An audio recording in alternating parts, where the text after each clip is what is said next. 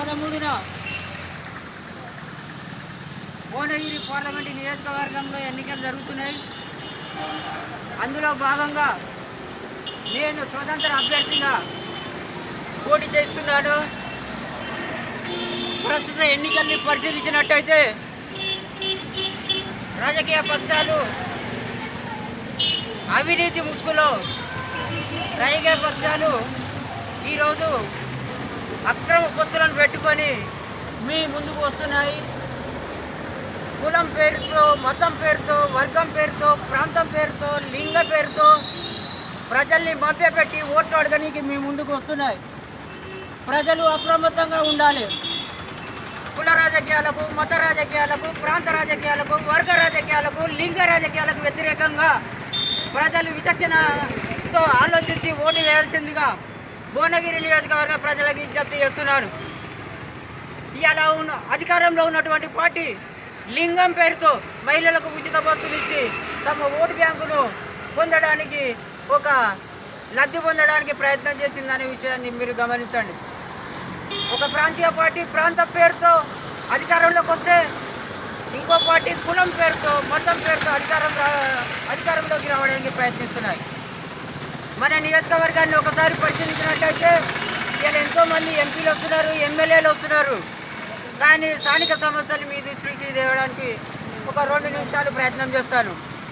మన నియోజకవర్గంలో శాసనసభ నియోజకవర్గాన్ని తీసుకున్నట్టయితే 8 మండలాలు ఉంటే, ఆ 8 మండలాల్లో 1986లో మండలానికి ఒక ప్రభుత్వ జూనియర్ కళాశాల తీసుకొస్తామని జీవో తీసుకొచ్చినటువంటి రాష్ట్ర ప్రభుత్వం ఇప్పటికీ ప్రతి మండలానికి ప్రభుత్వ జూనియర్ కళాశాల లేదు అనే విషయాన్ని మీ దృష్టి చేస్తున్నాను.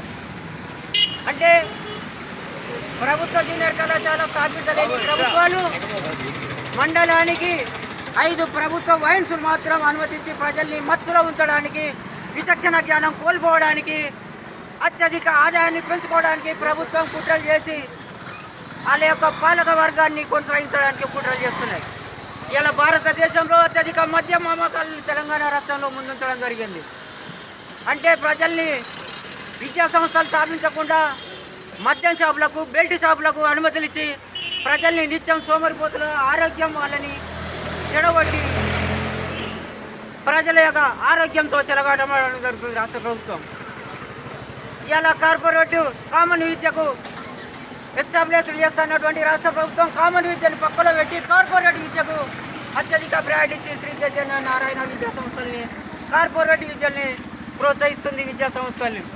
అదేవిధంగా ప్రభుత్వ యూనివర్సిటీలని బలోపేతం చేయకుండా ప్రైవేట్ యూనివర్సిటీలకు అనుమతులు ఇచ్చిందనే విషయాన్ని విద్యార్థి లోకం గమనించాలి. ఇక్కడ రాష్ట్ర ప్రజానీకం గమనించాలి. అంటే ప్రైవేటైజేషన్కు ఇచ్చినటువంటి ప్రయారిటీ ప్రభుత్వ విద్యకు ఇవ్వకపోవడం వల్ల సామాన్యమైనటువంటి విద్యార్థి లోకం, ఎస్సీ, ఎస్టీ, బీసీ విద్యార్థులు ఉన్నత విద్య అందుబాటులోకి రాకుండా దూరం చేస్తుందనే విషయాన్ని విద్యార్థి లోకం గమనించాలి.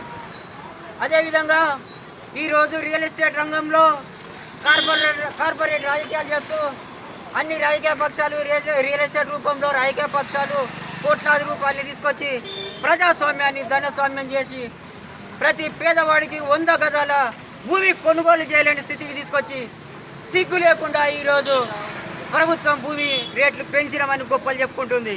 కానీ ఒక పేదవాడికి ఈరోజు 100 గజాలు కొనుగోలు చేయలేని స్థితికి ధరలు పెంచిరు అనే విషయాన్ని గమనించాలి. ఇలా ఆలేరు నియోజకవర్గాన్ని, శాసనసభ నియోజకవర్గాన్ని పరిశీలించినట్టయితే మీ నియోజకవర్గంలో ఎక్కడ చూడండి, కొరణపాకలో చూడండి, బాదులపేటలో చూడండి, మత్తపూర్లో చూడండి, కల్వర్టులు లేవు. అంటే రోడ్ల మీద కూడా కల్వర్టులు నిర్వహించక ప్రజలు వాగులు వరదలు వచ్చినప్పుడు వర్షాలు వచ్చి కొట్టుకపోయి అలా ప్రాణాలు కోల్పోతున్నాయి. ఈ రోజు వరకు కూడా కల్వర్టులు నిర్వహించలేదన్న విషయాన్ని మీరు గమనించాలి. అదేవిధంగా ఈరోజు లోక్సభ ఎన్నికలకు వస్తున్నటువంటి రాజకీయ పక్షాలని నిలదీయవలసిందిగా భువనగిరి నియోజకవర్గ ప్రజలకు విజ్ఞప్తి చేస్తున్నాం. ఎందుకంటే బీసీ సమాజం ఒకసారి ఆలోచించాలి. రాష్ట్ర ప్రభుత్వం 112 కులాలని బీసీలుగా విభజించడం జరిగింది. 32 కులాలని ఎంబీసీ కులాలుగా విభజన చేయడం జరిగింది. కానీ అందులో ఎంబీసీ కులాలుగా విభజన చేసి ఫెడరేషన్లు 11 ఫెడరేషన్లు ఏర్పాటు చేయడం జరిగింది. ఆ 11 ఫెడరేషన్లకు చైర్మన్లు లేరు, డైరెక్టర్లు లేరు, బడ్జెట్ కేటాయించలేదు, ఆఫీస్ కేటాయించలేదు. 2018 నుంచి కొన్ని లక్షలాది మంది బీసీ యువత, నిరుద్యోగ యువత వాళ్ళు లోన్ల కోసం, సబ్సిడీ రుణాల కోసం అప్లై చేసుకుంటే ఈ రోజు వరకు ఇవ్వలేదనే విషయాన్ని ప్రజలు గమనించాలి, బీసీ సమాజం గమనించాలి, బీసీ విద్యార్థులు గమనించాలి. ఇప్పుడు వస్తున్నటువంటి రాజకీయ పక్షాన్ని నిలదీయవలసిందిగా బీసీ సమాజాన్ని నేను అభ్యర్థిస్తున్నాను. అదేవిధంగా 12% ఉన్నటువంటి ఫార్వర్డ్ క్లాసు, 52% ఉన్నటువంటి బీసీ సమాజానికి ముఖ్యమంత్రి పదవి ఇవ్వకుండా, మంత్రి పదవులు ఇవ్వకుండా పక్కన పెట్టడం జరుగుతుందనే విషయాన్ని బీసీ సమాజం గమనించాలి. 52% ఉన్నటువంటి బీసీ సమాజం ఈ రోజు వరకు రాష్ట్ర ప్రభుత్వం బీసీ ముఖ్యమంత్రి పదవి ఇవ్వలేదనే విషయాన్ని గమనించాలి.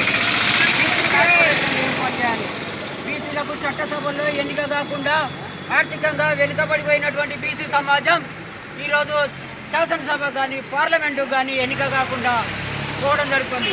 కాబట్టి బీసీలకు ప్రత్యేక నియోజకవర్గాలు కేటాయించాలని ఈ సందర్భంగా నేను గుర్తు చేస్తున్నాను. చట్టసభలకు ఎన్నిక కాకపోవడం వల్ల బీసీల యొక్క ప్రాతినిధ్యం తగ్గుతుంది చట్టసభల్లో అని. అందుగురించి బీసీలకు ప్రత్యేక నియోజకవర్గాలు కేటాయించడం వల్ల వాళ్ళు చట్టసభల్లోకి ఎన్నిక కావడం జరుగుతుంది. అదేవిధంగా స్వాతంత్రం వచ్చి 1952 నుంచి ఈ రోజు వరకు, మొట్టమొదటి సాధారణ ఎన్నికల నుంచి ఈ రోజు వరకు 2020-24 వరకు కూడా బీసీ రాష్ట్రంలో ఇలా బీసీలు 52% ఉన్నా కానీ ముఖ్యమంత్రి పదవి బీసీలకు రాలేదనే విషయాన్ని గమనించాలి. మన ఉమ్మడి నల్గొండ జిల్లాలో 12 అసెంబ్లీలు ఉంటే 2 తుంగతుర్తి, నకరేకల్ ఎస్సీ సామాజిక వర్గానికి పోతే, దేవరకొండ 1 ఎస్టీకి పోతే, ఉన్న 9లో 1 బీసీ ఆలయానికి ఇచ్చారు, 8 రెడ్డి సామాజిక వర్గం అనేది గమనించాలి. అంటే జనాభా ఎంత శాతం ఉన్నారు, అధికారం ఎవరి చేతిలో ఉంది అనే విషయాన్ని బీసీ సమాజం గమనించాలి. ఇప్పటికైనా ఈ రాష్ట్ర ప్రభుత్వం, కేంద్ర ప్రభుత్వాలు కానీ బీసీ సామాజిక వర్గాన్ని గుర్తించి చట్టసభల్లో వారికి రిజర్వేషన్ సౌకర్యం కల్పించాలి. అదేవిధంగా బీసీ బంధుని ప్రకటించాలి. నిరుపేదైన